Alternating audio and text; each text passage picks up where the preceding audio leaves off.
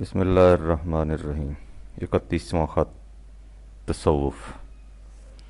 سلیمیہ میں مسلسل 3 ماہ تک کوشش کرتا رہا کہ تم اپنے اس سوال کے جواب کے لیے اصرار نہ کرو، لیکن میں جس قدر انکار کرتا رہا اسی قدر تمہارا اصرار بڑھتا رہا۔ میں چاہتا تھا کہ تم پہلے اسلام یعنی مسلمانوں کی تاریخ کا بالاستیاب مطالعہ کر لو اور پھر ان مسائل کے پیچھے نکلو۔ اس وقت یہ باتیں تمہاری سمجھ میں زیادہ آسانی سے آ سکتی تھیں، مگر تمہاری ضد کا کیا علاج؟ لیکن اس میں بھی میں محسوس کرتا ہوں کہ تم زیادہ قصور خود میرا ہی ہے، اس لیے میں ہارا تم جیتے۔ لو اب غور سے سنو۔ تمہارے سوال کا جواب تو میں ایک فقرے میں دے سکتا تھا، اور وہ بھی اپنے الفاظ میں نہیں بلکہ علامہ اقبال کے الفاظ میں، جو انہوں نے 1917 میں سید سلیمان ندوی مرحوم کے نام اپنے ایک خط میں لکھے تھے کہ اس میں ذرا شک نہیں کہ تصوف کا وجودی سرزمین اسلام میں ایک اجنبی پودا ہے جس نے اجمیوں کی دماغی آب و ہوا میں پرورش پائی ہے، لیکن اس سے تمہارا اطمینان نہیں ہوگا، اس لیے ذرا تفصیل سے لکھتا ہوں۔ اگرچہ تصوف مسٹسزم قریب قریب دنیا کی ہر قوم میں موجود ہے، اور آج سے نہیں بلکہ تاریخ کے اولین اوراق سے اس کا تذکرہ شروع ہو جاتا ہے، لیکن اس کے باوجود مذہب یعنی ریلیجن کی طرح اس کی بھی کوئی جامع اور معنی تعریف آج تک نہیں ہو سکی۔ اس کا دائرہ بہت سے تجارب و کیفیات، احوال و مقامات اور شعار و مناسک کو محیط ہے، لیکن ان میں 2 بنیادی عناصر ایسے ہیں جو تصوف کی اصل سمجھے جاتے ہیں، یعنی نمبر 1 انسان کا خدا کے ساتھ براہ راست مکالمہ، اور نمبر 2 نفس انسانی کا حقیقت متعلقہ یعنی خدا کے ساتھ مل جانا، جسے وصال یا فنا کہتے ہیں۔ یہ تمام کیفیات ہر فرد کی ذاتی یعنی انفرادی ہوتی ہیں، جن میں کوئی دوسرا فرد شریک نہیں ہوتا، نہ وہ فرد ان کیفیات کو کسی دوسرے کو محسوس کرا سکتا ہے۔ اس اعتبار سے تصوف بحیثیت ایک مذہب کے یکسر شخصی یا ذاتی پرسنل ریلیجن ہوتا ہے، اور یہ تجارب اس کائنات کے حسی یا مشاہداتی علم کے بغیر ایک ایسے ذریعہ سے حاصل ہوتے ہیں جو بالکل نگاہوں سے مستور اور حواس سے پوشیدہ رہتا ہے۔ اس کو باطنی ذریعہ علم کہتے ہیں۔ اس علم کے حصول کی وجہ یہ بیان کی جاتی ہے کہ نفس انسانی جب باطن کی گہرائیوں میں چلا جاتا ہے تو وہاں یہ اس حقیقت کلی میں جذب ہو جاتا ہے جو کائنات کے رگ و پے میں جاری و ساری ہے، اور اس طرح نفس انسانی اور حقیقت ریالٹی ایک ہو جاتے ہیں۔ وہ بغیر کسی ذریعہ یا واسطہ کے تمام حقائق کا براہ راست مشاہدہ کر لیتا ہے۔ مشاہدہ کیا؟ وہ خود ہی حقیقت بن چکا ہوتا ہے۔ چونکہ حقیقت متعلقہ تمام مادی اور محسوس نسبتوں سے بلند اور منزہ ہے، اس لیے نفس انسانی اس کے ساتھ اسی صورت میں پیوست بلکہ اس کے اندر ضم ہو سکتا ہے جب یہ خود تمام محسوس اور مادی علائق سے بلند اور پاک ہو جائے۔ اس کے لیے نہ صرف دنیوی حظائظ و لذات سے ترک تعلق ضروری ہے بلکہ اپنے قلب و دماغ کو بھی اس مقام پر لے جانا ہوتا ہے جہاں اس محسوس دنیا کے نقوش اور خیالات کا کوئی گزر نہ ہو، یعنی مادی دنیا کے آلائش تو ایک طرف، محسوس اشیاء کے تصورات و خیالات تک بھی دماغ میں نہ آنے پائیں۔ تصوف کی اصطلاح میں اس کیفیت کو مکمل تاریکی کمپلیٹڈ ڈارکنس سے تعبیر کیا جاتا ہے۔ یہ لوگ دنیا محسوسات سے اس قدر دور چلے جاتے ہیں کہ ان کے عقیدہ کی روح سے وحی کے الفاظ بھی محسوسات میں داخل سمجھے جاتے ہیں، اس لیے وہ انہیں چھوڑ کر وحی کا صحیح مفہوم اس باطنی دنیا سے متعین کرتے ہیں جس کا علم انہیں براہ راست حاصل ہوتا ہے۔ اسے وہ حقیقت کا باطنی علم یا خود حقیقت کہتے ہیں۔ چونکہ اس طریق سے حاصل کردہ علم کو بلا واسطہ علم ڈائریکٹ نالج کہتے ہیں، اس لیے وہ اسے یکسر حتمی و یقینی قرار دیتے ہیں اور اس کے مقابلہ میں محسوسات کے ذریعے سے حاصل کردہ علم کو ظنی اور غیر یقینی ٹھہراتے ہیں۔ اسی بنا پر وہ اپنے علم کو دیگر تمام علوم کے مقابلہ میں افضل اور اعلیٰ سمجھتے ہیں۔ یہ مقام انہیں مختلف جان کا مشقتوں اور جگر سوز ریاضتوں سے حاصل ہوتا ہے، جن میں بعض اوقات جان تک کا بھی خطرہ ہوتا ہے۔ یہ ہیں سلیم مختصر الفاظ میں تصوف کے مبادیات اور لزوم و خصائص۔ ظہور اسلام کے وقت دنیا میں 4 بڑے مذاہب تھے: یہودیت، نصرانیت، مجوسیت اور بدھ مت۔ آخر الذکر دونوں مذاہب مجوسیت اور بدھ مت میں وحی کا کوئی امتیازی اور خصوصی تصور نہیں تھا، اس لیے یہ یقین سے نہیں کہا جا سکتا کہ ان کے ہاں ایک نبی کی وحی اور ارباب تصوف کے کشف و الہام میں فرق کیا جاتا تھا یا نہیں۔ لیکن یہودیت اور نصرانیت میں یہ فرق ضرور تھا، اگرچہ بہت مبہم طور پر تھا۔ یہودی حضرت موسیٰ علیہ السلام کو جس انداز کا نبی مانتے تھے، اس انداز کا نبی یرمیاہ، دانیال، یسیع، حزقییل وغیرہ کو نہیں مانتے تھے۔ لیکن مشکل یہ ہے کہ وہ انہیں بھی نبی، پروفٹ ہی کہتے تھے، اس لیے کہ ان کے ہاں نبی کے معنی ہی تھے پیشن گوئیاں کرنے والا، اسی لیے اس کا ترجمہ پروفٹ کیا جاتا ہے۔ اس لیے بادی النظر میں یہ سمجھنا دشوار ہو جاتا ہے کہ ان کے ہاں ایک رسول کی وحی اور ایک ولی کے الہام میں فرق کیا جاتا تھا یا نہیں۔ عیسائی اپنی انجیل کے مرتبین لوکا، مرکس وغیرہ کو سینٹ ولی کہتے ہیں اور انہیں حضرت عیسیٰ کا ہم مرتبہ نہیں مانتے۔ یہ غالباً اس لیے کہ ان کے نزدیک حضرت عیسیٰ کا مقام خدائی مقام ہے جس میں کوئی اور شریک نہیں ہو سکتا۔ ان کے بعد بھی ان کے ہاں اولیاء سینٹس ہی کا سلسلہ چلتا ہے۔ اس اعتبار سے کہا جا سکتا ہے کہ عیسائیوں کے ہاں رسول کی وحی اور اولیاء کے کشف و الہام میں فرق ہے، لیکن جیسا کہ میں ذرا آگے چل کر بتاؤں گا، وحی اور الہام کا فرق خواہ وہ عیسائیوں کے ہاں ہو یا مسلمانوں کے ہاں صرف اصطلاحی فرق ہے، نوعیت دونوں کی ایک ہی ہے۔ مسلمانوں کو یہ فرق زیادہ شدت سے کیوں کرنا پڑا، اس کے متعلق بھی بعد میں لکھا جائے گا۔ یہودیت ظواہر پرستی کا مذہب ہے، اس لیے اس میں باطنیت کی گنجائش بہت کم تھی، لیکن معلوم ہوتا ہے کہ بیت المقدس کی پہلی تباہی کے بعد بابل کی اسیری کے زمانہ میں جب یہ قوم اپنے ذوف اور انحطاط کی انتہا تک پہنچ چکی تھی، اور یہی زمانہ تصوف کے ابھرنے کا ہوتا ہے، ان میں بھی کچھ باطنیت کے آثار نمودار ہونے شروع ہو گئے۔ چنانچہ اس دور میں ان کے نبیوں، پروفٹ کے احوال و ظروف کچھ اس قسم کے ہیں جیسے باطنی خلوت گاہوں میں ارباب تصوف کے ہوتے ہیں۔ اسی قسم کا اسلوب زندگی، وہی انداز گفتگو، اسی طرح کے مکاشفات و الہامات، اسی نوع کی پیشگوئیاں، لیکن حقیقی تصوف میں اس کے بعد جا کر آیا جب ان کے مذہبی پیشواؤں نے اسکندریہ میں یونانی فلسفہ کا مطالعہ کیا اور وہاں اس فلسفہ اور اپنے معتقدات کے امتزاج سے ایک نیا مذہب ایجاد کیا۔ فیلو اس مذہب کا امام ہے۔ تصوف کا ابو الآباء در حقیقت افلاطون کو سمجھنا چاہیے۔ اس نے سب سے پہلے یہ تصور پیش کیا تھا کہ اس عالم محسوس کے اوپر ایک عالم امثال ہے، وہ عالم حقیقی وجود رکھتا ہے اور یہ عالم اس کا محض پرتو ہے۔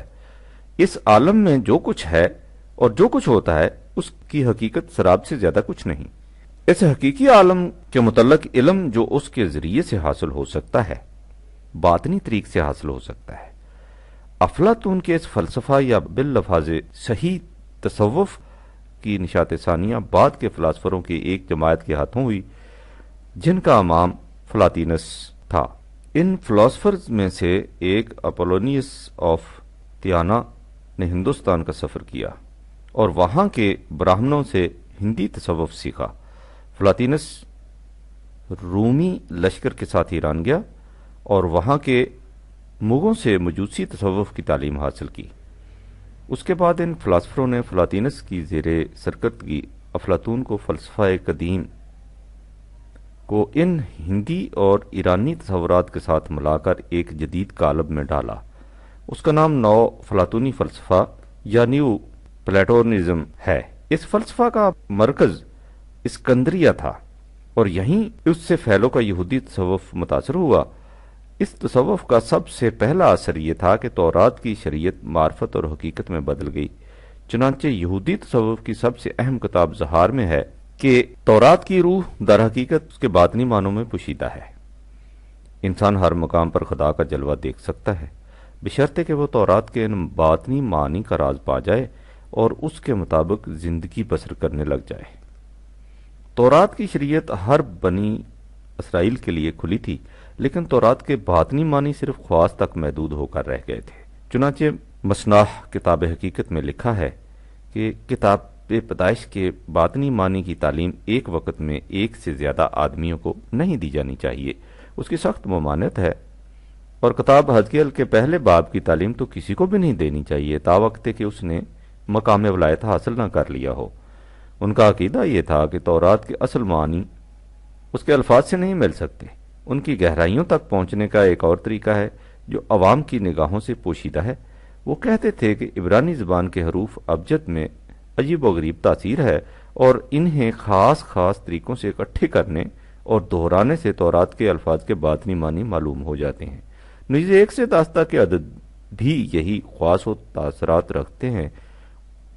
ان حروف اور اعداد کے متعلق کتاب زہار میں ہے کہ خدا نے ان کے نقوش تیار کیے، پھر ان کے سانچے بنائے، ان کا وزن کیا، ان میں عدل بدل کیا، انہیں ایک دوسرے کے ساتھ ملایا اور ان کے پر اسرار مجموعوں سے کائنات کی ہر شے کی روح پیدا کی۔ چنانچہ کائنات میں جو کچھ موجود ہے وہ بھی انہی کی قوت کے سہارے قائم ہے، جو کچھ پیدا ہوگا وہ بھی انہی کے ذریعے پیدا ہوگا۔ ان حروف اور اعداد کا باطنی علم حقیقی ہے، اور اس سے انسان پر اسرار و رموز سے کائنات اور تورات کے حقیقی مفہوم کی راہیں کھلتی ہیں۔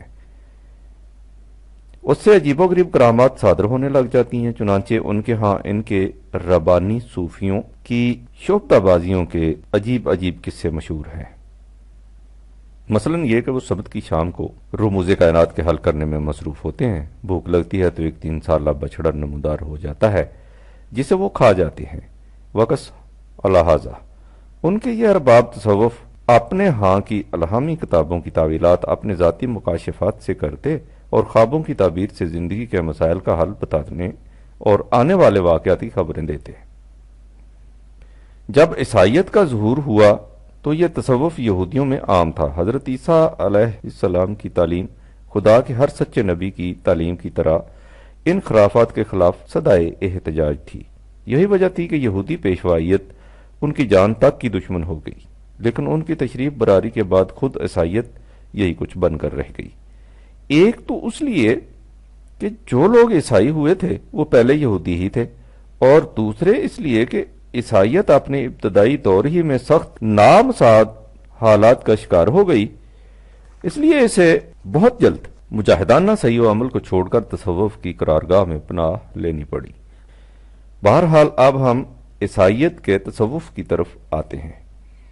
سلیم غور سے سن رہے ہو یا موضوع کو خشک سمجھ کر جمائیاں لینے لگ گئے ہو؟ لیکن موضوع خشک ہے یا تر؟ اسے باد صبائی ہما آوردہ تست، اس لیے خود کرتا را علاج نیست، اب تو آخر تک بات سننی ہی پڑے گی۔ عیسائیت میں پہنچ کر تصوف نے ایک منظم مسلک، آرگنائزڈ سسٹم کی شکل اختیار کر لی۔ اب باقاعدہ خانقاہیں قائم ہو گئیں، ان کے قواعد و ضوابط وضع ہوئے، ان میں داخلہ کی شرائط مقرر ہوئیں، ان کے اندر زندگی بسر کرنے کے طور طریق متعین ہوئے جن پر نہایت سختی سے پابندی لازم ٹھہرائی گئی۔ اس روحانی ترقی کے لیے مختلف قسم کی ریاضتوں اور مشقتوں کے زینے تجویز ہوئے۔ جگہ جگہ مختلف اولیاء سینٹس نے اپنے حلقے اور مرکز قائم کیے، اور اس طرح پورا مذہب تصوف کی اماجگاہ بن گیا۔ اب ہر مقام پر اس قسم کے الفاظ دہرائے جانے لگے کہ اگر تم حواس کے دروازے بند کر کے دل کی آنکھیں کھولو، اگر تم جسمانی لذائذ سے منہ موڑ کر روحانی کیفیات کا پیچھا کرو تو تم خدا کو اپنے سامنے بے نقاب دیکھ لو گے۔ جب آدم اور حوا کی جسمانی آنکھیں کھلی ہیں تو ان کی روحانی آنکھیں بند ہو گئی تھیں، لیکن اس کے بعد یسوع مسیح آیا کہ جن کی آنکھیں بند ہیں وہ دیکھنے لگ جائیں، اور جو دیکھ رہے ہیں ان کی آنکھیں بند ہو جائیں۔ بس یاد رکھو، حواس کی آنکھیں بند اور دل کی آنکھیں کھولنے ہی سے خدا اور اس کا اکلوتا بیٹا بے نقاب ہو کر سامنے آ سکے گا۔ ایس.ٹی. اورگن۔ اس مقصد کے لیے ترک دنیا، ترک علائق، ترک خیالات، ترک آرزو، غرض کہ روحانیت کے سوا ہر شے کا ترک ضروری قرار پا گیا، اور حقیقی زندگی اسے سمجھا گیا جس میں انسان ہر وقت گوش بند و چشم بند اور لب بے بند کی حالت میں مراقبہ میں بیٹھا رموز و اسرار کائنات کے جلوے دیکھتا رہے۔ وہ عالم غیب، وہ دنیا نور، وہ بلند سے بلند تر مقام جہاں سادہ غیر متبدل اور مطلق حقیقتیں باطنیت کی مضمر خاموشیوں کی نورانی قباؤں میں لپٹی ہوئی ہیں، ان کے جلوے دیدہ ظاہر بین سے نہیں دیکھے جا سکتے۔ انہیں دیکھنا چاہتے ہو تو اپنے حواس کو بھی پیچھے چھوڑو اور عقل و خرد اور شعور و ادراک کو بھی، یعنی ہر اس چیز کو جو عقل و حواس کے ذریعے سمجھ میں آ سکتی ہے، خواہ وہ موجود ہے یا غیر موجود، سب کو چھوڑو اور اپنے آپ کو اس میں جذب کرنے کی کوشش کرو جو ان تمام حدود و قیود سے ماورا ہے۔ یاد رکھو، اگر تم میں ان نسبتوں میں سے کوئی نسبت بھی باقی رہی جن سے وہ ماورا ہے تو تم اس تک نہیں پہنچ سکو گے۔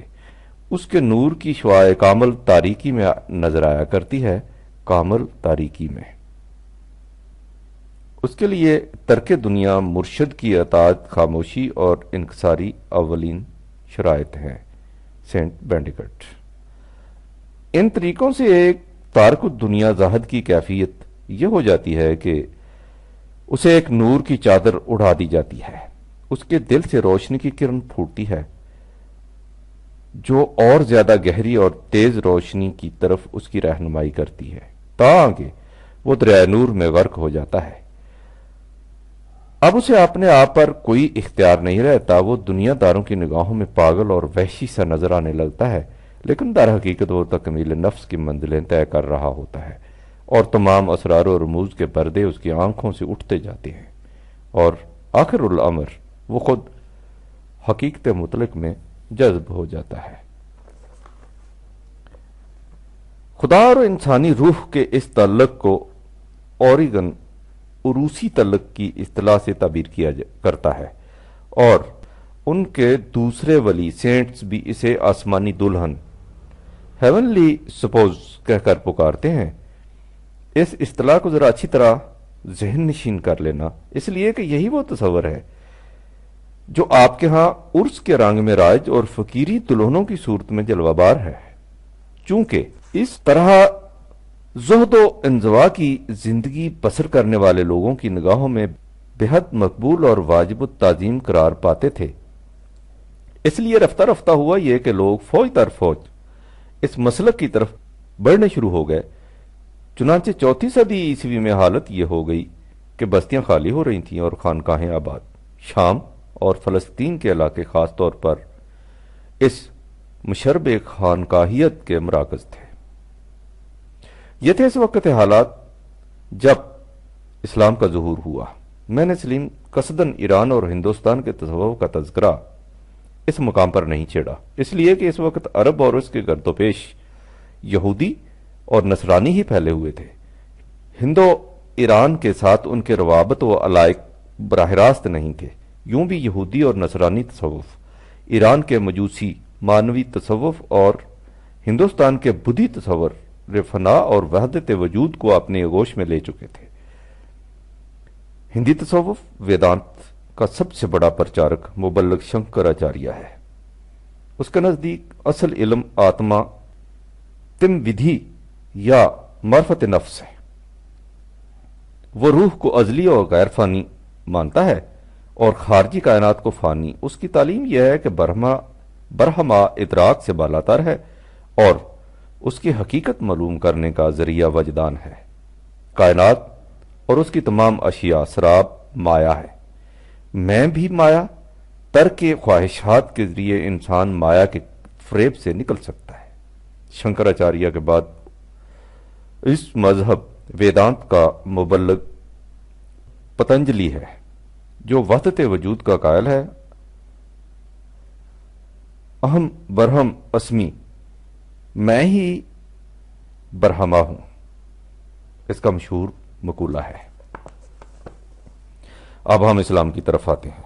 اس لیے اب جو کچھ کہا جا رہا ہے اس کے ایک ایک لفظ کو غور سے پڑھو تاکہ تمہاری یہ الجھن ہمیشہ کے لیے دور ہو جائے اور اس کانٹے کی چبھن تمہیں پھر نہ ستائے۔ یہودیت یا نصرانیت کے مقابلے میں اسلام کے متعلق صحیح بات تک پہنچنے میں بڑی آسانی ہے۔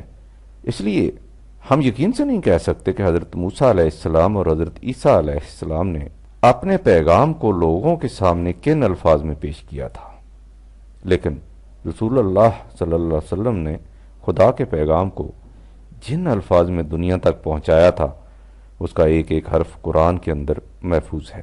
لہذا ہم یقین کے ساتھ کہہ سکتے ہیں کہ زیر نظر موضوع کے متعلق قرآن کی تعلیم کیا ہے۔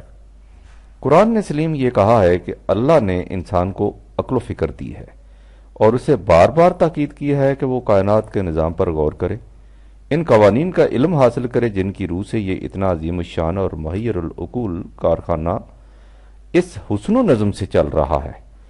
اس طرح وہ کائناتی قوتوں کا راز پالے گا جو اس کے لیے قوانین کی زنجیروں میں جکڑ دی گئی ہیں، اور جب ان کا راز پالے گا یعنی یہ معلوم کر لے گا کہ وہ کس طرح کام کرتی ہیں اور کیا کیا کام کرتی ہیں، تو ان سے بے شمار فوائد حاصل کر سکے گا۔ لیکن اس کے ساتھ ہی اس نے یہ بھی بتایا ہے کہ شیاء کائنات سے جو مفاد حاصل ہوتے ہیں انہیں کس طرح سے صحیح مصرف میں لایا جائے۔ یہ وہ سوال ہے جسے تنہا انسانی عقل حل نہیں کر سکتی۔ ان کا استعمال ان مستقل اقدار کے مطابق کرنا ہوگا جنہیں اللہ تعالیٰ نے انسانی زندگی کے لیے متعین کیا ہے۔ ان کا علم اسے وحی کے ذریعے مل سکے گا۔ وحی کو انسان اپنی محنت اور کسب و ہنر سے حاصل نہیں کر سکتا، یہ خدا کی طرف سے وحبی طور پر ملتی ہے، یعنی انسان از خود انکشاف حقیقت نہیں کر سکتا۔ حقیقت اپنے آپ کو خود انسان پر منکشف کرتی ہے، لیکن یہ انکشاف حقیقت وحی ہر انسان پر نہیں ہوتا، یہ انکشاف خاص خاص انسانوں پر ہوتا ہے جنہیں نبی یا رسول کہا جاتا ہے۔ وہ انسان اس وحی کو دوسرے انسانوں تک پہنچاتے ہیں۔ رسول اللہ صلی اللہ علیہ وآلہ وسلم وہ آخری انسان تھے جنہیں خدا کی طرف سے وحی ملی۔ یہ وحی قرآن کے اندر محفوظ ہے، اس کے بعد وحی کا سلسلہ ہمیشہ ہمیشہ کے لیے بند ہو گیا۔ تم نے غور کیا سلیم کہ بات کیا ہوئی؟ بات یہ ہوئی کہ رسول اللہ صلی اللہ علیہ وآلہ وسلم کے بعد انسانوں کے پاس علم کے ذرائع صرف دو ہی رہ گئے، خدا کی وہ رہنمائی جو قرآن کے اندر محفوظ ہے اور انسانی عقل۔ ان کے علاوہ کوئی تیسرا ذریعہ علم نہیں جس کا ذکر قرآن میں ہو۔ اس میں کشف، الہام، باطنیت، اندرونی روشنی وغیرہ کا کوئی ذکر نہیں۔ اس میں صوفی یا تصوف کا لفظ تک نہیں آیا۔ اس میں اولیاء کے کسی گروہ کا الگ تذکرہ نہیں۔ وہ جماعت مومنین ہی کو اولیاء اللہ کہہ کر پکارتا ہے۔ اس میں انسانی روح کے خدا کے اندر جذب ہو جانے کا کوئی ذکر نہیں۔ اس میں فانی فی اللہ اور باقی باللہ کی اصطلاحات کا کوئی گزر نہیں۔ باقی رہا قرآن، سو اس کے متعلق اس نے واضح الفاظ میں کہہ دیا کہ یہ عربی زبان کی ایک کتاب ہے۔ اس کی زبان بڑی صاف، واضح اور روشن ہے۔ اس میں کسی قسم کا کوئی الجھاؤ نہیں، کوئی پیچ نہیں، خم نہیں، ابہام نہیں، کوئی تہدار بات نہیں۔ اس پر غور و فکر کرنے سے اس کے معنی آسانی سے سمجھ میں آ سکتے ہیں۔ اس میں زیادہ تر محسوس امور ہی سے بحث کی گئی ہے، لیکن جہاں کہیں مجرد حقائق کا ذکر آیا ہے تو جیسا کہ ایک بلند پایا کتاب کا انداز ہوتا ہے، انہیں محسوس تشبیہات میں بیان کر دیا گیا ہے۔ انہی کو متشابہات کہتے ہیں۔ ان میں دیکھنا ہوگا کہ ان تشبیہات سے کیا بات سمجھانی مقصود ہے، اور یہ چیز علم کی پختگی سے حاصل ہو سکتی ہے۔ قرآن نے کہیں یہ نہیں کہا کہ اس کے الفاظ کا کوئی باطنی مفہوم ہے جسے صرف خاص خاص لوگ ہی سمجھ سکتے ہیں۔ وہ تمام نوع انسانی کے لیے رہنمائی کا ضابطہ ہے، اس لیے اس کے مطالب تمام نوع انسانی کے سامنے یکساں طور پر کھلے ہیں۔ اس میں نہ زمان کی قید ہے نہ مکان کی، وہ خود روشن نور ہے، اور جو بھی اس سے رہنمائی حاصل کرنا چاہتا ہے اسے روشنی عطا کر دیتا ہے۔ یہ ہے قرآن کی پوزیشن۔ جو کچھ اوپر لکھا گیا ہے اسے سلیم آپ سامنے رکھو اور پھر خود غور کرو قرآن نے کس طرح تصوف کی اصل بنیاد کو ختم کر دیا۔ تم نے شروع میں دیکھا ہے کہ تصوف کی عمارت ان اقنوم ثلاثہ پر قائم ہوتی ہے۔ نمبر 1، ہر انسان خدا کے ساتھ براہ راست ہم کلام ہو سکتا ہے، قرآن نے ختم نبوت کا اعلان کر کے اسے خدا سے براہ راست ہم کلام ہونے کا دروازہ بند کر دیا۔ نمبر 2، انسانی روح خدا کی ذات کا ایک حصہ ہے جو اس سے الگ ہو کر مادی دنیا میں چکر کاٹ رہی ہے۔ آخر الامر یہ خدا کی ذات میں جا کر جذب ہو جاتی ہے۔ یہ انسانی زندگی کا منتہا و کمال ہے۔ قرآن نے خدا کو ایک مکمل ذات بنا کر اس باطل تصور کی جڑیں کاٹ ڈالیں۔ اس نے کہا کہ انسان کی ذات خدا کی ذات کا حصہ نہیں، جو اس سے الگ ہو کر مصروف آہوبہ ہے، اور اس کا پھر اپنی اصل سے مل جانا مقصود حیات۔ کوئی ذات نہ کسی دوسری ذات کا حصہ ہوتی ہے، نہ اس میں جذب ہو سکتی ہے۔ انسان کی ذات خدا کی عطا کرتا ہے اور اس کی نشو و نما انسانی زندگی کا فریضہ۔ یہ ذات مناسب نشو و نما سے حیات جاوید حاصل کر سکتی ہے، لیکن خدا کی ذات میں جا کر جذب نہیں ہو جاتی۔ اس کی حیات جاوید بھی خدا کی ابدیت جیسی نہیں۔ نمبر 3، آسمانی کتابوں کے حقیقی معنی ان کے الفاظ میں نہیں ہوتے، ان کے باطنی معنی ہوتے ہیں جو کشف و الہام سے سمجھ میں آ سکتے ہیں۔ قرآن نے کشف و الہام کے امکان کو ختم کر کے اور اپنے آپ کو عربی زبان کی واضح کتاب کہہ کر اس تصور کو سرے سے مٹا دیا۔ نمبر 4، صاحبان کشف و الہام سے کرامات سرزد ہوتی ہیں۔ قرآن نے کہا کہ صاحبان کشف و الہام تو کجا، رسول اکرم صلی اللہ علیہ وآلہ وسلم کو بھی قرآن کے سوا کوئی معجزہ نہیں دیا گیا۔ حقیقت کو دلائل و براہین کی روح سے منوایا جاتا ہے، نہ کہ خارق عادات کرشمے دکھا کر۔ ان حقائق کی روشنی میں سلیم، میرا خیال ہے کہ تم بے ساختہ کہہ اٹھو گے کہ اس میں شک و شبہ کی کوئی گنجائش ہی نہیں کہ قرآن اور تصوف بالکل متضاد بنیادوں پر اٹھی ہوئی عمارتیں ہیں، اور قرآن فی الواقع تصوف کی باطل عمارت کو منہدم کرنے کے لیے آیا تھا۔ اس کے بعد میں سمجھتا ہوں کہ اس موضوع پر کچھ اور لکھنے کی ضرورت ہی نہیں، لیکن چونکہ تم نے یہ بھی پوچھا ہے کہ پھر اسلام میں تصوف کہاں سے گیا، اس لیے اس کے متعلق بھی مختصر الفاظ میں لکھنا ضروری ہو گیا ہے۔ اس دن میں سب سے پہلے یہ سمجھ لو کہ اور تو اور خود صوفی بھی یقینی طور پر نہیں کہہ سکتے کہ لفظ تصوف کے بنیادی معنی کیا ہے، اس کا مادہ کیا ہے، صوفی کو صوفی کیوں کہتے ہیں۔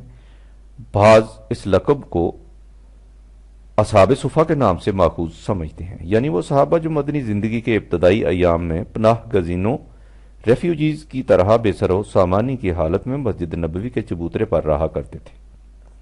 بعض کا خیال ہے کہ یہ لفظ صفا سے مشتق ہے، بعض اسے یونانی لفظ صوفیہ سے ماخوذ سمجھتے ہیں، جس کے معنی عقل و دانش کے ہیں اور جو لفظ فلسفہ فلسفی کی ترکیب میں شامل ہے۔ لیکن اکثر کا خیال یہ ہے کہ یہ لفظ صرف اون کی نسبت سے وضع کیا گیا ہے، کیونکہ یہ لوگ اون کے موٹے موٹے کپڑے پہنتے تھے۔ تاریخ بتاتی ہے کہ مسلمانوں میں پہلا شخص جو صوفی لقب سے مشہور ہوا ابو ہاشم عثمان بن شریک تھا، اور صوفیوں کی پہلی خانقاہ 140 ہجری میں رملہ کے قریب، جو فلسطین میں واقع ہے، قائم ہوئی۔ ابو ہاشم کوفہ کا رہنے والا تھا اور اٹھ کر رملہ کی خانقاہ میں آ گیا تھا۔ یہاں 160 ہجری میں اس کا انتقال ہوا۔ اگرچہ صوفیوں کی پہلی خانقاہ فلسطین میں قائم ہوئی، جو عیسائیوں کے مسلک خانقاہیت کا مرکز تھا، لیکن تصوف کے بنیادی تصور کو اسلام میں ایرانیوں نے داخل کیا۔ مسلمانوں نے ایرانیوں کو جتنی بڑی شکست دی تھی، وہ اس کا بدلہ جنگ کے میدان میں نہیں لے سکتے تھے۔ اس کے لیے انہوں نے دوسرے میدان تجویز کیے۔ وہ مسلمان ہو کر اسلامی مملکت کے بڑے بڑے شہروں میں آ گئے اور یہاں پہنچ کر اپنے آبائی تصورات کو عام کرنا شروع کر دیا۔ انہوں نے محسوس کر لیا تھا کہ مسلمانوں کی قوت کا راز قرآن کی تعلیم میں ہے، اس لیے وہ جانتے تھے کہ جب تک مسلمانوں کو قرآن سے بیگانہ نہ بنایا جائے، اس کی قوت میں ضعف نہیں آ سکتا۔ وہ قرآن کے الفاظ کو چھیڑ نہیں سکتے تھے، اس لیے کہ اس کی حفاظت کا انتظام بڑا پختہ تھا اور اس کا ذمہ خود خدا نے لے رکھا تھا۔ لہٰذا انہوں نے یہ طریقہ اختیار کیا کہ اس کے الفاظ تو وہی رہیں، لیکن ان الفاظ کا مفہوم یکسر بدل جائے۔ اس کے لیے ایک طریقہ تو وہ تھا جسے مثلاً طبری نے اختیار کیا، یعنی ہر آیت کی تفسیر کے لیے کوئی نہ کوئی روایت وضع کر لی اور اس آیت کے معنی اس روایت کی روح سے یہ کہہ کر دیے کہ یہ معنی خود رسول اللہ نے بیان فرمائے ہیں، لہذا قرآن کے الفاظ تو وہی رہے، لیکن ان الفاظ کا مفہوم کچھ سے کچھ ہو گیا۔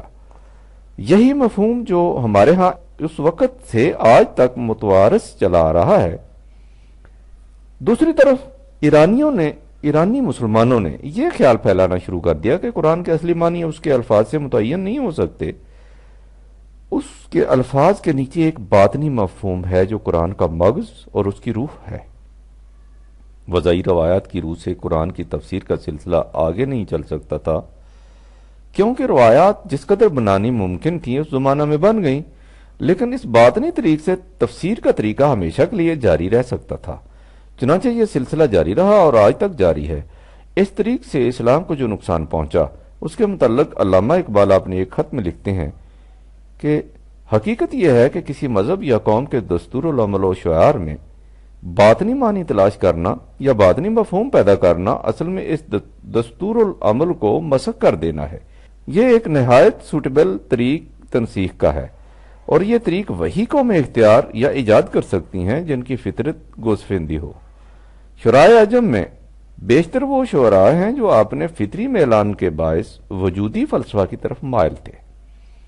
اسلام سے پہلے بھی ایرانی قوم میں یہ میلان طبیعت موجود تھا، اور اگرچہ اسلام نے کچھ عرصہ تک اس کا نشو و نما نہ ہونے دیا، تاہم وقت پا کر ایران کا آبائی اور طبعی مذاق اچھی طرح سے ظاہر ہوا، یا باللفاظ دیگر مسلمانوں میں ایک ایسے لٹریچر کی بنیاد پڑی جس کی بنا وحدت الوجود تھی۔ ان شعراء نے نہایت عجیب و غریب اور بظاہر دلفریب طریقوں سے شاعر اسلام کی تردید و تنسیخ کی ہے۔ اقبال نامہ صفحہ 35۔ علامہ اقبال نے اپنے اس خط میں قرآن کے باطنی مفہوم کے علاوہ وحدت الوجود کے فلسفہ کا بھی ذکر کیا ہے۔ اس کے متعلق تفصیل سے کسی اور وقت لکھا جائے گا۔ سر دست تم اس نکتہ کو اچھی طرح سمجھ لو کہ جیسا کہ حضرت علامہ نے لکھا ہے، قرآن میں باطنی مفہوم پیدا کرنا اسے منسوخ کر دینے کا ایک نہایت لطیف اور پرفریب طریقہ تھا، جسے مسلمانوں میں اس طرح رائج کر دیا گیا جیسا کہ تم پہلے دیکھ چکے ہو۔ یہ وہی چیز تھی جو یہودی، عیسائی اور ایرانی تصوف میں ہر جگہ موجود تھی۔ لہذا یہی نظریہ مسلمانوں میں جہاں ایک طرف اسماعیلی شیعیت کا موجب بنا، دوسری طرف اس نے تصوف کی بنیاد ڈال دی۔ جیسا کہ تم دیکھ چکے ہو، باطنی معنی کی بنیاد اس عقیدہ پر ہے کہ ہر انسان کوشش کرنے سے کشف و الہام کے ذریعے ان معنی کو براہ راست خدا سے حاصل کرتا ہے، یعنی خدا اور بندہ کی براہ راست ہم کلامی کا تصور۔ اس سے تم سمجھ سکتے ہو کہ جہاں باطنی مفہوم کے تصور نے قرآن کو عملاً منسوخ کر دیا، وہاں رسول اللہ صلی اللہ علیہ وآلہ وسلم کے بعد کشف و الہام کے عقیدہ نے ختم نبوت کی مہر کو بھی توڑ دیا۔ وحی اور الہام میں صرف لفظی فرق ہے، ورنہ اصل کے اعتبار سے دونوں ایک ہیں۔ دونوں کی عمارت اس بنیاد پر اٹھتی ہے کہ انسان کے پاس عقل کے علاوہ ایک اور ذریعہ علم بھی ہے جس سے وہ خدا سے براہ راست معلومات حاصل کر سکتا ہے۔ اس طریق سے حاصل کردہ معلومات کو قرآن کی روح سے وحی کہا جاتا ہے، اور تصوف کی زبان میں الہام۔ لہذا ظاہر ہے کہ اگر رسول اللہ صلی اللہ علیہ وآلہ وسلم کے بعد الہام کا امکان جاری رہے تو ختم نبوت کی کوئی حقیقت ہی نہیں رہتی۔ چنانچہ رسول اللہ صلی اللہ علیہ وسلم کے بعد جن لوگوں نے نبوت کا دعویٰ کیا ہے، کشف و الہام ہی کی روح سے کیا ہے۔ اس مقام پر شاید تمہارے دل میں یہ خیال پیدا ہو کہ جب الہام کے امکان سے ختم نبوت جیسے بنیادی عقیدہ کی تردید ہو جاتی ہے تو مسلمانوں میں اس عقیدہ کو رائج کیسے کر دیا گیا؟ اس کے لیے ایک بڑا خوبصورت طریقہ اختیار کیا گیا۔ پہلے یہ کہا گیا کہ رسول اللہ صلی اللہ علیہ وسلم پر وحی کے علاوہ الہام بھی ہوتا تھا۔ اسے وحی خفی یا وحی غیر مطلوع کا نام دیا گیا۔ واضح ہے کہ رسول اللہ صلی اللہ علیہ وسلم کے زمانے میں مسلمان ان اصطلاحات سے آشنا تک نہ تھے۔ اس عقیدہ نے دو کام کیے۔ ایک طرف ان روایات کو وحی کا درجہ حاصل ہو گیا جو قرآن کی تفسیر یا اسلام کی تکمیل کے لیے وضع کی جا رہی تھی، اور دوسری طرف قرآن کے باطنی مفہوم کے لیے سند ہاتھ آ گئی۔ اس کے علاوہ اس سے انہیں ایک اور بڑا فائدہ ہو گیا۔ ان لوگوں کو یہ خدشہ تھا کہ ارباب شریعت کی طرف سے باطنی مفہوم کی مخالفت ہوگی، لیکن جب ارباب شریعت نے اس اصول کو مان لیا کہ رسول اللہ صلی اللہ علیہ وآلہ وسلم کو وحی کے علاوہ الہام بھی ہوتا تھا اور ختم نبوت کے معنی سلسلہ وحی کا ختم ہو جانا ہے نہ کہ سلسلہ الہام کا، تو وہ اصولاً اہل باطن کی مخالفت کر ہی نہیں سکتے تھے۔ چنانچہ اس قسم کی روایات خود ہماری کتب احادیث میں موجود ہیں کہ حضرت ابو ہریرہ نے کہا کہ رسول اللہ صلی اللہ علیہ وسلم نے مجھے 2 برتن عطا فرمائے تھے، ایک کو تو میں نے کھول کر عام کر دیا، یہ شریعت کا علم ہوا، لیکن دوسرے کو کھول دوں تو میری شہرہ کاٹ دی جائے، یہ ہوا باطن کا علم جو سینہ بسینہ آگے چلتا ہے۔ باقی رہی خانقاہوں کی ریاضتیں، سو ان کے لیے اس قسم کی روایات موجود ہیں کہ رسول اللہ صلی اللہ علیہ وسلم نبوت سے پہلے پانی اور ستو لے کر غار حرا میں تشریف لے جاتے تھے اور وہاں کئی روز مصروف مراقبہ رہتے تھے۔ انہی ریاضتوں کا نتیجہ یہ خدا کی طرف سے وحی کا ملنا تھا۔ یہ تھے مختصر حربے جن سے قرآن کے الرغم باطنیت جیسا قرآن کا دشمن عقیدہ عام ہوتا چلا گیا۔ دوسری طرف یہودیت اور نصرانیت کے تصوف نے پہلے ہی فضا کو ان خیالات سے معمور کر رکھا تھا۔ جو یہودی یا نصرانی مسلمان ہوئے انہوں نے اسے اپنے قدیمی رجحان کے عین مطابق پایا، اس لیے انہوں نے اسے لپک کر گلے سے لگا لیا۔ نتیجہ یہ کہ 3 صدی ہجری میں ہی میں خود مسلمانوں میں اسی زور و شور سے خانقاہیں کھلنی شروع ہو گئیں جس طرح اس سے پہلے عیسائیوں کے ہاں ہوا تھا۔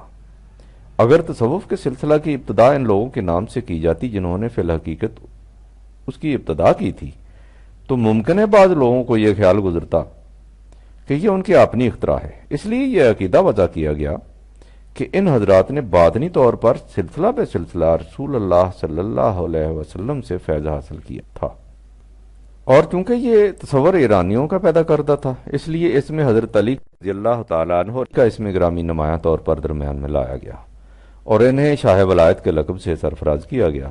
اب مختلف شجروں کا منتہا حضرت علی رضی اللہ تعالیٰ عنہ قرار پاتے ہیں۔ مثلا حضرت جنید مرید تھے حضرت سری سکتی کے، سری سکتی مرید تھے حضرت معروف کرخی کے، معروف کرخی مرید تھے داؤد تائی کے، داؤد تائی مرید تھے حبیب اجمی کے، حبیب اجمی مرید تھے خواجہ حسن بصری کے، اور خواجہ حسن بصری مرید تھے حضرت علی کے رضی اللہ تعالیٰ عنہ، جنہوں نے یہ باطنی علم رسول اللہ صلی اللہ علیہ وسلم سے حاصل کیا تھا۔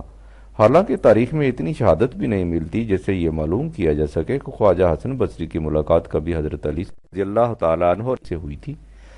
اس کے برعکس اس امر کی شہادت ملتی ہے کہ حضرت معاویہ اور حضرت علی رضی اللہ تعالیٰ عنہ کی جنگ میں خواجہ حسن بصری لوگوں کو غیر جانبدار رہنے کی تلقین اور حکام وقت کی اطاعت کی تاکید کرتے تھے۔ اگرچہ مجھے تو اس میں بھی شبہ ہی نظر آتا ہے، ان کی پیدائش 21 ہجری میں بتائی جاتی ہے۔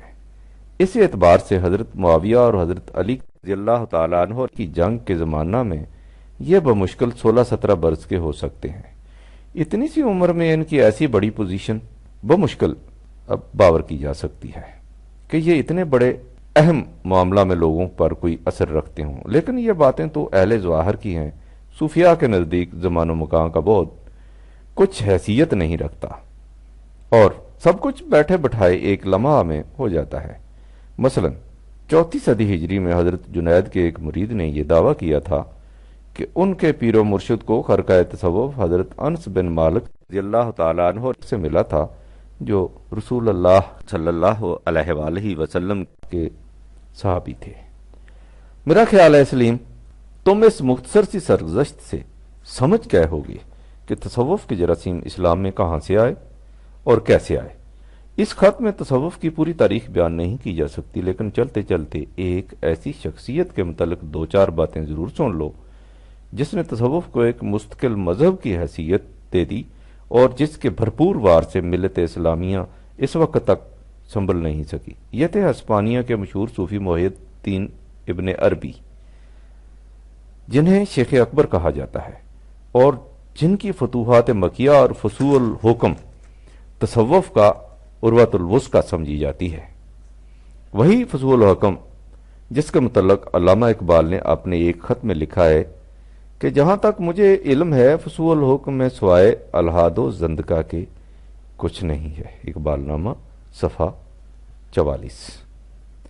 یہ 6 صدی ہجری میں اندلس میں پیدا ہوئے اور 638 ہجری میں دمشق میں وفات پائی، جہاں ان کے مزار پر ایک بہت بڑا گنبد ہے۔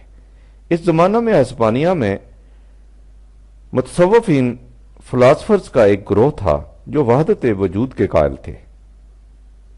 وہ اپنی کیفیات اور احوال کو تشبیہ اور استعارہ کے رنگ میں بیان کیا کرتے تھے اور اپنے عشق حقیقی کو عشق مجازی کے جاذب نگاہ لباس میں پیش کرتے تھے۔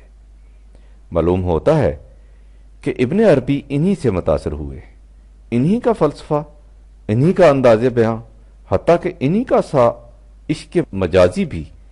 چنانچہ وہ خود فرماتے ہیں کہ جب وہ مکہ میں مقیم تھے تو ایک دوشیزہ کی طرف ان کا میلان ہو گیا تھا اور ان کی اکثر مکاشفات کا روحانی جذبہ اسی کے عشق کا رہین منت ہے۔ ان کے ملفوظات اور یہودی تصوف کی بنیادی کتاب زہار میں بڑی مطابقت پائی جاتی ہے۔ دونوں الہامی کتابوں کی تعویل اپنے ذاتی مکاشفات کی بنا پر کرتے ہیں، حروف اور اعداد سے پراسرار معنی اخذ کرتے ہیں، خوابوں کی تعبیر پر حقائق کی عمارتیں تعبیر کرتے ہیں اور انسانی مقدر کو ستاروں کے اثرات کے تابع مانتے ہیں۔ علامہ اقبال نے لکھا ہے کہ مسلمانوں میں وحدت وجود کا جو عقیدہ بدھ مت سے آیا ہے، لیکن یہ کہیں سے بھی آیا ہو، اسے ایک منظم مذہب کی حیثیت ابن عربی نے ہی دی ہے، اور ستم ظریفی یہ کہ وہ اس کی سند بھی قرآن سے پیش کرنے کی جرات کرتے ہیں، لیکن وہ سندیں کس قسم کی ہیں اور اس کا نمونہ ملاحظہ ہو۔ قرآن کریم میں زمین کے متعلق ہے کہ منہا خلقناکم وفیہا نعیدکم ومنہا نخرجکم تارۃ اخری۔ اس کا صاف ترجمہ یہ ہے کہ ہم نے تمہیں اسی زمین سے پیدا کیا، اسی میں تمہیں لوٹائیں گے اور اسی سے تمہیں بارے دیگر نکالیں گے۔ ابن عربی صاحب اس کی تفسیر میں لکھتے ہیں کہ ہم سب اہدیت سے نکلے تھے، فنا ہو کر پھر اہدیت میں جا چھپیں گے، پھر بقا ملے گی اور پھر دوبارہ نمودار ہوں گے۔ فصول الحکم۔ میں پہلے لکھ چکا ہوں کہ جس بنیادی عقیدہ کی روح سے تصوف اسلام کے مد مقابل کھڑا ہوتا ہے وہ یہ ہے کہ رسول اللہ صلی اللہ علیہ وسلم کے بعد خدا کے ساتھ براہ راست ہم کلامی کا سلسلہ جاری ہے۔ ابن عربی کا عقیدہ ہے کہ ارباب باطن دین کے متعلق اپنے علم کو خدا اور رسول صلی اللہ علیہ وآلہ وسلم دونوں سے براہ راست حاصل کرتے ہیں۔ خدا کے متعلق ان کا ارشاد ہے کہ جس مقام سے نبی لیتے تھے اسی مقام سے انسان کامل صاحب زماں غوث کتب لیتے ہیں، اور احادیث کے متعلق وہ لکھتے ہیں کہ احادیث روایت بالمانی اور ذاتی فہم کی غلطی سے معصوم نہیں، لہٰذا اولیاء ان کے متعلق رسول خدا سے براہ راست دریافت کر لیتے ہیں۔ اگرچہ اولیاء انبیاء کے تابع ہوتے ہیں لیکن صاحب وحی دونوں ہوتے ہیں۔ اگرچہ رسول اللہ صلی اللہ علیہ وآلہ وسلم کے خلفاء یعنی اولیاء دائرہ شرع سے باہر نہیں نکل سکتے، لیکن یہاں ایک دقیقہ ہے جسے ہمارے ہی جیسے شخص جان سکتے ہیں، اور وہ دقیقہ یہ ہے کہ جب یہ شرع رسول پر حکم کرتے ہیں تو ان کا ماخذ کیا ہوتا ہے، یہ کہاں سے حکم دیتے ہیں؟ ارباب شریعت تو وہ ہیں جو قرآن و حدیث سے حکم دیتے ہیں۔ قرآن و حدیث میں مصرع حکم نہیں ملتا تو قیاس کرتے ہیں، اجتہاد کرتے ہیں، مگر اس اجتہاد کی اصل وہی منقول قرآن و حدیث ہوتے ہیں۔ اس کے برعکس ہم میں ایسے لوگ بھی ہیں جو اس چیز کو اپنے کشف و الہام کے ذریعے خود اللہ تعالیٰ سے لیتے ہیں، لہذا خود اس حکم شرعی میں خلیفۃ اللہ ہوتے ہیں۔ پس ایک طور پر مادہ کشف و الہام اور مادہ وحی رسول ایک ہے۔ صاحب کشف اللہ تعالیٰ سے لینے کے طریقے سے واقف ہونے کی وجہ سے خاتم النبیین کے موافق ہے۔ ان کا اللہ تعالیٰ سے لینا عین رسول اللہ صلی اللہ علیہ وآلہ وسلم کا لینا ہے۔ یہی وجہ ہے کہ رسول اللہ کا انتقال ہو گیا اور آپ نے منصوص و معین طور پر کسی کو خلیفہ نہ بنایا، کیونکہ آپ کو معلوم تھا کہ ان کی امت میں ایسے لوگ ہوں گے جو خلافت کو اللہ تعالیٰ سے لیں گے اور خلیفۃ اللہ ہوں گے۔ پس خلق خدا میں خلیفۃ اللہ میں ہیں وہ مادن خاتم النبیین و مادہ انبیاء سابقین سے وہ احکام لیتے ہیں جو خود انہوں نے لیے تھے۔ خدا تعالیٰ ایسے خلیفہ کو وہی احکام شریعہ اور علوم دیتا ہے جو خاص کر کے انبیاء کو دیے گئے تھے، اگرچہ خلیفہ ولی ظاہر میں متبع نبی اور اس کا غیر مخالف رہتا ہے۔ دوسری جگہ یہ صاحب لکھتے ہیں،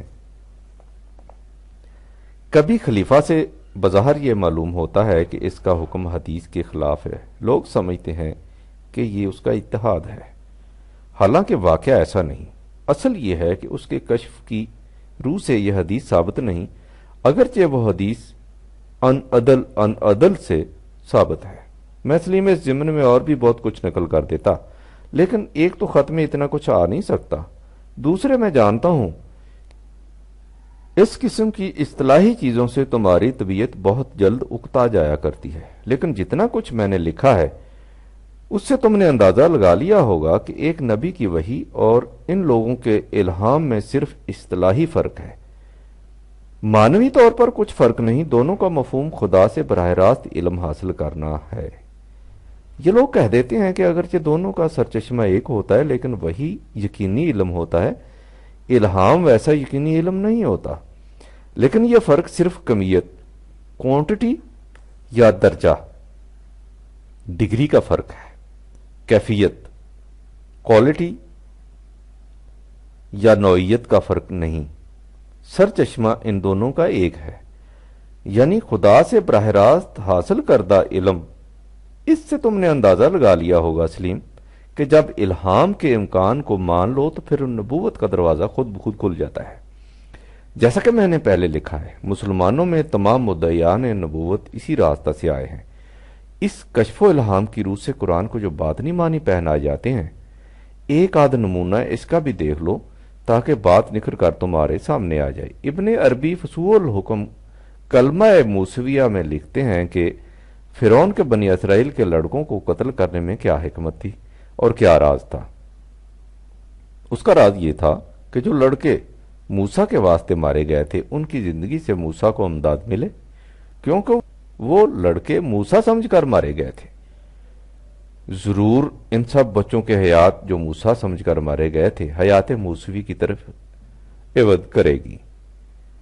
ان معصوم بچوں کی حیات ظاہر تھی، فطرت پر تھی، بلکہ وہ کالو بلا کے عہد پر قائم تھے، لہذا موسیٰ ان سب مقتولین کی حیات کا مجموعہ تھا۔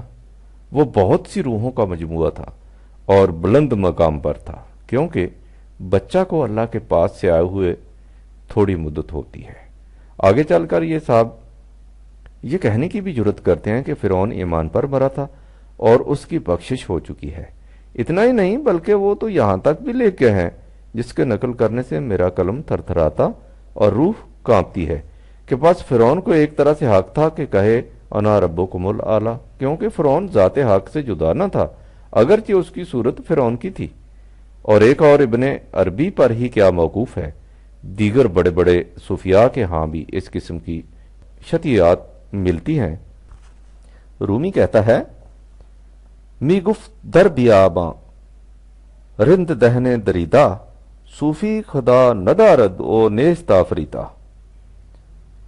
حدیقہ سنائی میں ایک شعر ہے جسے لکھتے وقت ہزار بار روح تھر تھراتی اور دل کانپتا ہے، لیکن چونکہ اس قسم کی مثالوں کے بغیر بات صاف نہیں ہوتی، اس لیے دل پر پتھر رکھ کر اور 100 بار نقل کفر نپاشت کہتے ہوئے لکھتا ہوں۔ وہ کہتا ہوں، در مذہب عاشقاں یک رنگ، ابلیس و است یکسنگ۔ ان لوگوں کے نزدیک کفر و اسلام میں بھی کوئی فرق نہیں ہوتا۔ ان کا مسلک یہ ہے کہ کفر و دین است در رہت پویاں، وحدہ لا شریک لہو گویاں۔ میرا خیال ہے کہ تم ان مثالوں سے سمجھ گئے ہوگے۔ وہ جو اقبال نے کہا تھا کہ فصول حکم میں الہاد و زندقہ کے سوا کچھ نہیں، تصوف کا تمام لٹریچر اسی قسم کے الہاد و زندگاہ سے بھرا پڑا ہے۔ اس میں شبہ نہیں کہ صوفیہ میں بعض ایک دوسرے کی مخالفت بھی کرتے ہیں، مثلا وحدت شہود کے مدعی وحدت وجود کی مخالفت کرتے ہیں، لیکن تصوف کی اصل بنیاد کو سب محفوظ رکھتے ہیں، اور جو شخص اس کی طرف انگلی اٹھائے اس کی مخالفت میں سب متفق ہو جاتے ہیں۔ اسی قسم کی مخالفت نے آج کل ایک نئی اصطلاح وضع کی ہے، یعنی اجمی تصوف اور اسلامی تصوف۔ اس امتیاز کی وجہ بڑی دلچسپ ہے۔ ایک چیز ہے تصوف اور ایک چیز ہے تصوف کا ضابطۂ اخلاق، ایتھکس آف مسٹکسزم۔ تصوف کا ضابطۂ اخلاق یہ ہے کہ وہ دنیا کو چھوڑو، آرزوؤں کو ترک کرو، محکومی اور سربزیری کی زندگی بسر کرو، افلاس اور محتاجی کو خدا کی رحمت سمجھو، قوت اور شوکت کو خوئے درندگی جانو، اور مسلک گوسفندی اختیار کرو۔ ہمارے زمانہ میں علامہ اقبال نے تصوف کے اس ضابطۂ اخلاق کی سخت مخالفت کی اور قرآن کے پرشکوہ اور باعظمت زندہ اور زندگی بخش مسلک حیات کی عام تبلیغ کی۔ چونکہ اہل تصوف اس دور میں یہ نہیں کہہ سکتے تھے کہ یہ ضابطۂ اخلاق فی الواقع اسلام کی تعلیم کا مظہر ہے، اس لیے انہوں نے یہ کہنا شروع کر دیا کہ یہ اجمی تصوف ہے، اسلامی نہیں۔ یعنی یہ لوگ جس تصوف کے وارث ہیں وہ اسلامی ہے، اور جس تصوف کی مخالفت ہو رہی ہے وہ اجمی ہے، حالانکہ تصوف نہ اجمی ہے نہ اسلامی، یہ غیر اسلامی تصور ہے جو غیر مسلموں میں بھی پایا جاتا ہے اور مسلمانوں میں بھی۔ جس طرح جھوٹ مسلمانوں کے ہاں آ کر سچ نہیں بن سکتا، اسی طرح کوئی غیر اسلامی نظریہ مسلمانوں کے ہاں رواج پا کر اسلامی نہیں بن سکتا۔ یہ کہنا کہ حافظ کا تصوف اجمی ہے اور رومی کا تصوف اسلامی تصوف کی اصل و بنیاد سے ناواقفی نہیں تو تسامح ضرور ہے۔ ان دونوں میں جو فرق ہے وہ ضابطۂ اخلاق کا ہے، نہ کہ تصوف کا۔ مثلا حافظ کے ہاں سکوت و سکون ہے اور رومی کے ہاں اکثر مقامات پر حرارت اور گرمجوشی، لیکن اس کے باوجود دونوں صوفی ہیں، بلکہ رومی اس باب میں حافظ سے بھی زیادہ شدید صوفی ہے۔ وہ باطنی ذریعہ علم کو حافظ سے بھی زیادہ قابل اعتماد قرار دیتا ہے۔ جہاں تک قرآن کے باطنی مفہوم کا تعلق ہے، رومی کا یہ دعویٰ ہے کہ ماز قرآن مغز را برداشتیم استخواں پیش سگاں انداختیم۔ یہ مغز وہی ہے جسے باطنی مفہوم کہا جاتا ہے، اور استخواں معاذ اللہ معاذ اللہ وہ قرآن ہے جو عربی الفاظ میں لکھا ہوا ہے۔ جب مثنوی کو قرآن در زبان پہلوی کہنے والوں کے سامنے یہ اعتراض پیش کیا جائے تو وہ کھسیانے سے ہو کر کہہ دیتے ہیں کہ مولانا کا اس سے مطلب یہ ہے کہ ہم نے قرآن کے معنی لے لیے ہیں، الفاظ سے ہمارا سروکار نہیں۔ ان سے کوئی پوچھے کہ کیا دنیا میں بغیر لفظ کے بھی کوئی معنی ہوتا ہے؟ تم سمجھے سلیم کہ یہ کیا بات ہوئی؟ بات وہی ہوئی جو میں نے اوپر لکھی ہے کہ یہ حضرات اس مفہوم کو اصل مفہوم سمجھتے ہی نہیں جو قرآن کے الفاظ سے متعین ہوتا ہے۔ ان کے نزدیک قرآن کا صحیح مفہوم وہ ہے جو انہیں کشف و الہام کے ذریعہ براہ راست خدا سے ملتا ہے۔ یہی ہے تصوف کی وہ بنیاد جو قرآن کے یکسر خلاف۔ لہذا اس بنیاد کی روح سے نہ رومی کا تصوف اسلامی ہو سکتا ہے، نہ حافظ کا تصوف فی ذات ہی ایک غیر اسلامی نظریہ ہے۔ اقبال کے الفاظ میں سرزمین اسلام میں ایک اجنبی پودا۔ بعض لوگ کہہ دیتے ہیں کہ تصوف سے مراد صرف اخلاص فی العمل ہے، یعنی نیک کام دکھلاوے کی خاطر نہ کیے جائیں بلکہ مخلصانہ طور پر خدا کی رضا جوئی کی خاطر کیے جائیں۔ ذرا سوچو سلیم کہ کیا اسلام یہ سکھاتا ہے کہ نیک کام ریاکاری سے کیے جائیں؟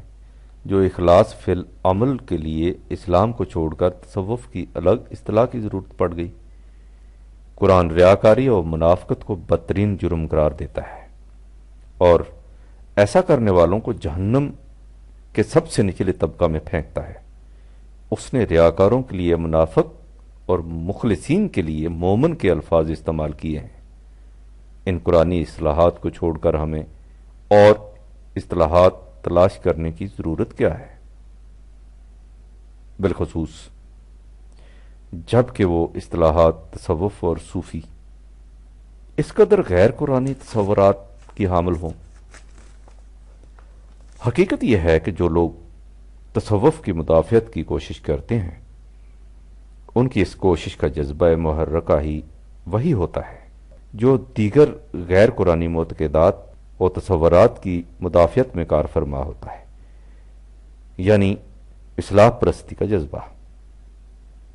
تصوف میں پہنچ کر یہ جذبہ اور بھی شدید ہو جاتا ہے، اس لیے کہ صوفیاء اولیاء کا جو مرتبہ ان کے معتقدین کے دل میں ہوتا ہے وہ خدا کا بھی نہیں ہوتا، لہٰذا وہ اس بات کا خیال تک بھی دل میں لانا کفر سمجھتے ہیں اور اس سے لرز جاتے ہیں کہ ان حضرات کے مسلک کو تنقید کی نگاہ سے دیکھیں، خواہ وہ تنقید خالص قرآن کی کسوٹی پر ہی کیوں نہ کی جاتی ہو۔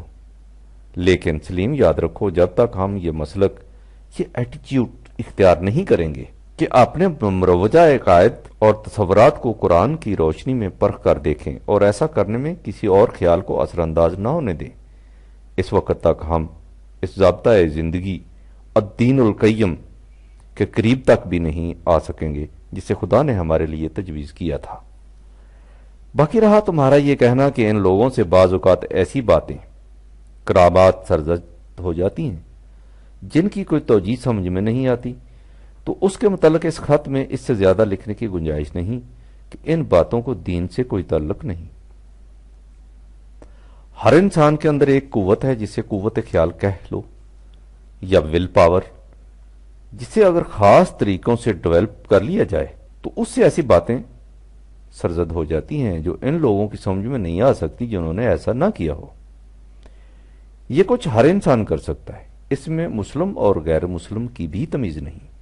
ہندو سادھوؤں اور سنیاسیوں سے جو علانیہ بت پرستی کرتے ہیں، ایسی ایسی خار کے عادات باتیں سرزد ہو جاتی ہیں جو مسلمان پیروں سے بھی نہیں ہوتی۔ اس باب میں تمہیں یہ سن کر تعجب ہوگا کہ میری عمر کا ایک بڑا حصہ انہی وادیوں میں گزرا ہے اور میں نے یہ سب کچھ خود کر کے دیکھا ہے۔